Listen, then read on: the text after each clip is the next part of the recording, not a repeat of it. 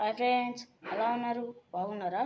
ఈరోజు నేను మీకు ఏబీసీలని ఫాస్ట్గా స్పీడ్గా ఎలా రాయాలో నేర్పిస్తాను. చూడండి, లెట్స్ గో. ఫస్ట్ మీరు 31 లైన్స్ని వరుసగా రాసుకున్న తర్వాత ఫస్ట్ నుంచి A B C D E F G H I J K L M N O P Q R S T U V W X Y Z ఇలా రాసుకోవచ్చు. మీరు స్పీడ్గా ఫాస్ట్గా ఏబిసిడ్ని లైన్గా రాసుకోవచ్చు. ఓకేనా?